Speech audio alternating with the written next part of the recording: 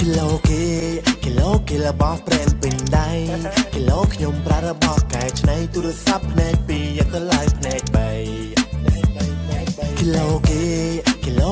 បោះប្រេនពេញដៃ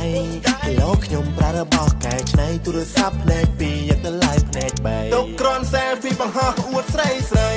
កុំទៅខ្វល់រឿងណាថាអីព្រោះគីឡូយើងអត់មានរបស់ brand ថ្មីពាក់ Adidas តម្លៃត្រឹម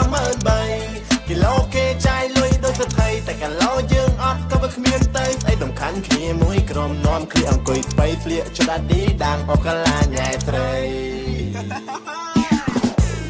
ក្រុមបងក៏ពាក់ Adidas ក្រុមអូនក៏ពាក់ Adidas កុំអូកាឡាប្រយ័ត្នបាត់ពាក់មកក្បាលស្នាមខាងចាំងកុំប្រើប៉ះស្រី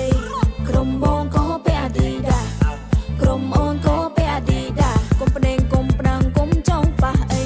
រត់គិតបរះតែមកប៉ះក្រុមស្រីធ្វើការឆ្នះគីឡូអូនគីឡូអីមុខឡើងខ្ជូតតែខ្លាំងពីសម្ដីបងមនុស្សប្រុសឯអូនមនុស្សស្រីបើយើងឆ្លាញ់គ្នាក៏វាគ្មានតោះអីឲ្យតែចេះរៀបខ្លួនតាមពុំប្របីនៃព្រោះអីធម្មជាតិក៏ជាគូនឹងស្រី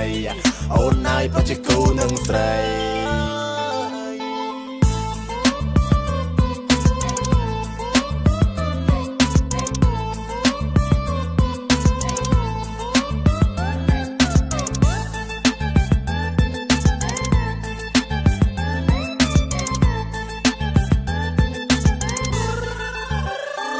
គីឡូ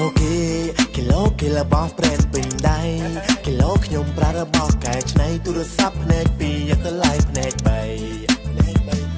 គីឡូបោះប្រេនពេញដៃគីឡូខ្ញុំប្រើរបស់កែច្នៃទូរស័ព្ទភ្នែក2យកទៅឡើងភ្នែក3ទុកក្រន selfie បង្ហោះអួតស្រីកុំទៅខ្វល់រឿងណាថាអីព្រោះគីឡូយើងអត់មានរបស់ brand ថ្មីពាក់ Adidas តម្លៃត្រឹម 13000 គីឡូគេចាយលុយដូចស្ថិតែគីឡូយើងអត់ក៏វាគ្មានទៅស្អីសំខាន់គ្នាមួយក្រុមនាំគ្នាអង្គុយស្បៃស្លៀកចដាឌីដាងអូកាឡាញ៉ែត្រីក្រុមបងក៏ពាក់ Adidas ក្រុមអូនក៏ពាក់ Adidas កុំអូកាឡាប្រយ័ត្នបាត់ពាក់មកក្បាលស្នាមខាងចាំងកុំប្រើប៉ះស្រីក្រុមបងក៏ពាក់ Adidas ក្រុមអូនក៏ពាក់ Adidas កុំប្តេងកុំប្រាំងកុំចង់ប៉ះអី